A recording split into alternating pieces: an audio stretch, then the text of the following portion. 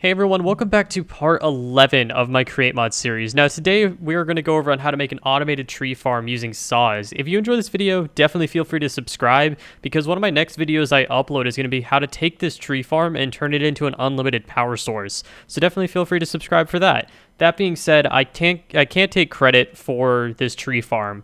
This tree farm was originally designed by Polartt. Now I've seen it on a million other people on Reddit and YouTube and stuff, but I'm pretty sure he's the guy that originally created it. So I definitely want to give credit to him. His channel is going to be in the description. But anyways, let's go ahead and jump into the video. So if we open this chest, this is everything that we are going to need for this episode. Now let me run through a couple different things, like this super glue right here. I have referenced a million times in past videos, but I never showed how to craft it. Now it's 2 slime balls, an iron sheet, and an iron nugget. It's pretty cheap.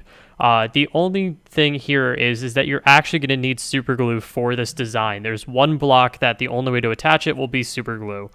So you're going to need to craft this. Other than that, we're going to make our mechanical saws, and everything else is basically identical to what we used in our last video making the farm. So keep that in mind, that if you watch our last farming video, I'll go over all the crafting recipes. Now, let's go ahead and craft our mechanical saws. So these are 3 iron sheets, an iron ingot, and an andesite casing, and we need 5 of these guys. So let's craft all 5, and then we are good to go. Wow, that was fast crafting, Peter, wasn't it? So our next step is to take a hole that's 3 blocks deep, 2 blocks deep on the side, and we're simply going to do our little generator trick by placing the magma block, placing an encased fan, taking our mechanical bearing, placing that on top with a sticky side facing up, and then taking our radial chassis and placing it right there. Now we're going to take our lever and we're going to place that against our encased fan. Now we're not going to turn it on just yet until we finish building our design. So our next step is going to be to take this linear chassis, or first we're going to take a slime ball and slime this side, then a linear chassis, and we're going to go out 5 times. So 1, 2, 3, 4, 5. And then we're going to go up twice and then back over again. Now in this little hole right here, we're going to take our super glue. We're going to super glue the top and the bottom. Now you could probably get away with just super gluing one of them, but I'm just going to super glue 2 just to make sure that this thing's fine. And we're going to take our portable storage interface and click it onto the side. Now our next step is we're going to go 1 block away and dig into the ground like so. Take our chest, place 2 chests down, take our chute, place the chute on top, and take our portable storage interface and place it opposite. Now that's where it's going to go in the end. For now, I'm going to keep this in our inventory because we're going to have this machine do something else for us first. But before we get to that, let's go ahead and take our slime ball and let's slime this entire top row right here. We're going to take our deployers, if I can find them, and we're going to right click them so that they're all facing the ground. Now you got to make sure that they're pointing at the ground, not the fist shape or anything like that. And our next step is we're going to take our saplings, like so, and we're going to place them in the filter. So first one's going to be oak sapling, second one's going to be spruce, acacia, birch, and jungle. Now these can be any type of saplings. If you want to make this all a spruce farm or anything like that, totally up to you, but I'm just going to make them so they're all separate. Now we're going to then do is take our slime balls and slime these 2 top areas right here, and we're going to shift right click our chests and place the rest of our saplings inside. So this is actually going to place all of our saplings for us. And then it will continue to do it as it harvests all of the materials. Now, we only got a couple more steps left. The first thing is we're going to take a slime ball, and we're going to slime ball this entire bottom row and take our mechanical saw.